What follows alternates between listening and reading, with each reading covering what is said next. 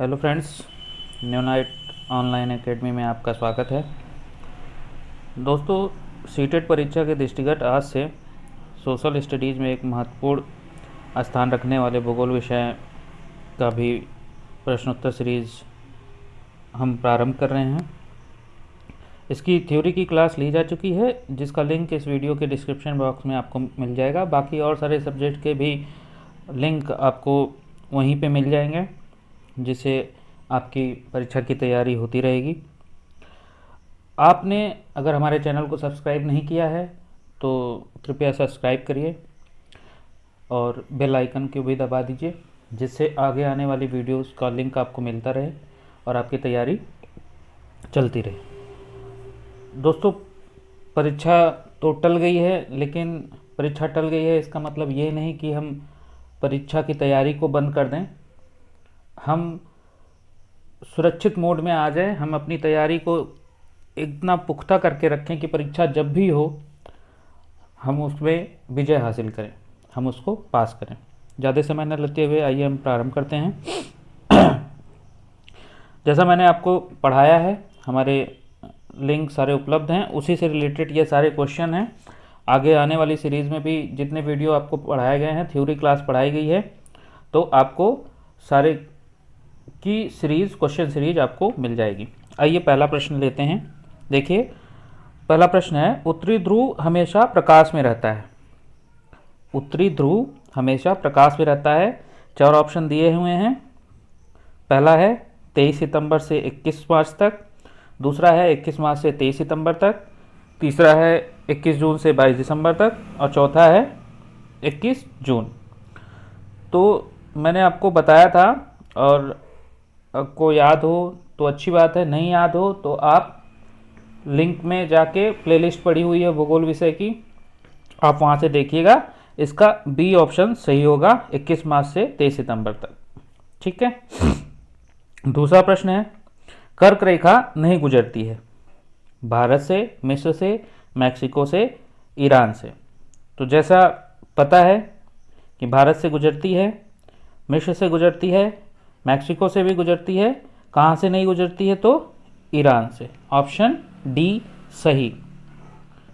तीसरा प्रश्न, निम्न में से कौन सा कथन सही नहीं है? ठीक है। पहला ऑप्शन है, कर्क एवं मकर रेखा के बाहर सूर्य की किरणें कभी भी लंबवत नहीं होती। कर्क एवं मकर रेखा के बाहर सूर्य की किरणें कभी भी लंबवत नहीं होती। ठीक।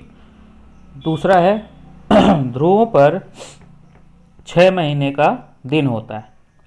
ध्रुवों पर 6 महीने का दिन होता है। तीसरा, दक्षिणी उत्तरी गोलार्ध में शीत ऋतु के समय सूर्य कर्क रेखा पर लंबवत होता है। और चौथा है, सूर्य भूमध्य रेखा पर हमेशा लंबवत होता है। तो दोस्तों, इसका जो तीसरा ऑप्शन है, दक्षिणी उत्तरी गोलार्ध में शीत ऋतु के समय सूर्य कर्क रेखा पर लंबवत होता है। जैसा हमें पता है कि अगर सूर्य कर्क रेखा पर लंबवत होगा तो वो शीत ऋतु नहीं, ग्रीष्म ऋतु होगी। ठीक। तो आपका कॉन्सेप्ट क्लियर रहेगा, तो आपको ज़्यादा दिमाग लगाना ही नहीं पड़ेगा, आपको तुरंत पता चल जाएगा। और इसमें आपको बस थोड़ा सा ध्यान देने की ज़रूरत है कि कर्क रेखा पर अगर सूर्य है तो गर्मी होगी। ठीक। अगला प्रश्न देखते हैं, पृथ्वी की गति का कौन सा परिणाम सही सुमेलित नहीं है? पृथ्वी की गति का कौन सा परिणाम सही सुमेलित नहीं है? परिक्रमण के कारण ऋतु परिवर्तन होता है, घूर्णन गति के कारण दिन और रात होती है, घूर्णन गति के कारण दिन रात की लंबाई में अंतर आता है, घूर्णन गति पवन एवं समुद्री धाराओं को प्रभावित करती है। तो इसका सी ऑप्शन सही होगा, क्योंकि दिन रात की लंबाई घूर्णन की वजह से अंतर नहीं आता है। ठीक। अगला प्रश्न देखते हैं, 1 डिग्री देशांतर के अंतर पर कितने मिनट का समय का अंतर होता है?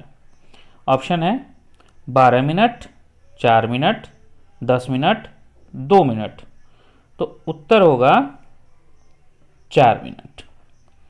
अगला प्रश्न देखते हैं, अंतर्राष्ट्रीय तिथि रेखा कहाँ से होकर गुजरती है? अंतर्राष्ट्रीय तिथि रेखा कहाँ से होकर गुजरती है? जिस पर हमारा अंतर्राष्ट्रीय मानक है 90 डिग्री पश्चिमी देशांतर के ठीक सहारे, 180 डिग्री पूर्व पश्चिम के सहारे परंतु भूखंडों से बचकर, 90 डिग्री पूर्वी देशांतर के ठीक सहारे और प्रधान देशांतर के सहारे लेकिन भूखंडों से बचकर। तो इसका जो है बी ऑप्शन सही होगा, 180 डिग्री पूर्व पश्चिम के सहारे परंतु भूखंडों से बचकर। अगला प्रश्न है, कौन सा शब्द पृथ्वी की सूर्य से निकटतम स्थिति को दर्शाता है?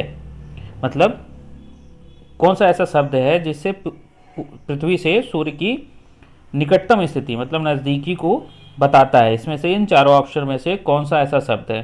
संक्रांति, विषुव, उपसौर और अपसौर।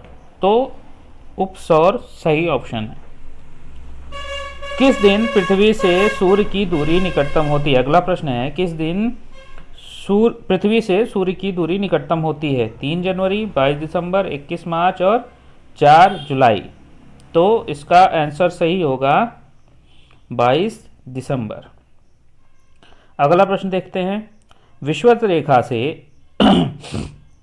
उत्तरी ध्रुवों की ओर जाने पर ग्रीष्म काल में दिन की अवधि बढ़ती है, घटती है, बराबर रहती है? पहले बढ़ती है फिर घटती है। विषुवत रेखा से उत्तरी ध्रुवों की ओर जाने पर ग्रीष्म काल में दिन की अवधि बढ़ती है, घटती है, बराबर रहती है और पहले बढ़ती है फिर घटती है। तो जैसा हमें पता है कि विषुवत रेखा से जब उत्तरी ध्रुव की ओर हमारा दिन की अवधि हमेशा बढ़ती है, क्योंकि विषुवत रेखा पर आपका ठंड ज़्यादा होती है और उसकी तरफ जब बढ़ेंगे हम तो दिन की अवधि बढ़ने लगती है। ठीक है, अगला प्रश्न देखते हैं,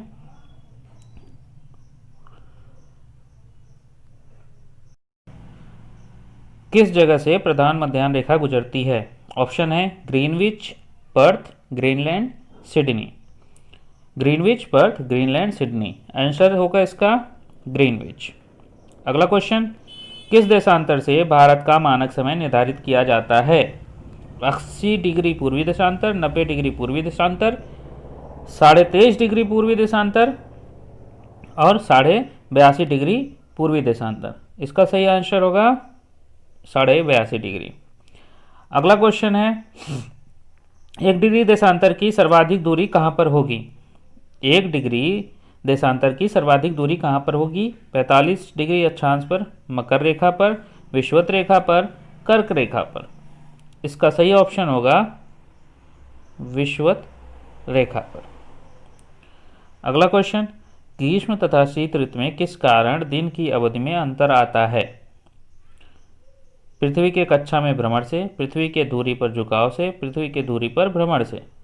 देखिए, इसमें जो दिन रात में अंतर आता है, पहला ऑप्शन भी सही है, दूसरा भी सही आता है, तीसरा भी सही आता है, क्योंकि पृथ्वी कक्षा में भ्रमण करती है, अपने दूरी पर झुकाव भी है उसका और दूरी पर भ्रमण भी है। तो इसलिए इसके चारों ऑप्शन सही होंगे, इसका डी ऑप्शन सही होगा।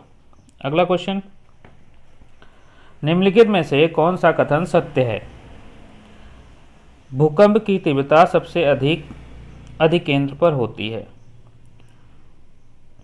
भूकंप की तीव्रता रिक्टर स्केल द्वारा मापी जाती है। भूकंप की तीव्रता अधिकेंद्र से दूर जाने पर कम हो जाती है। प्राथमिक तरंगों की गति द्वितीयक तरंगों की अपेक्षा अधिक होती है। अब इसमें ऑप्शन है क और ख सही हैं, केवल क सही है, क और ग सही है और सभी सही। तो दोस्तों यहाँ पर चारों ही विकल्प सही हैं, इसलिए ऑप्शन डी। ठीक, अगला प्रश्न, कौन सा पृथ्वी की परतों का सही क्रम है?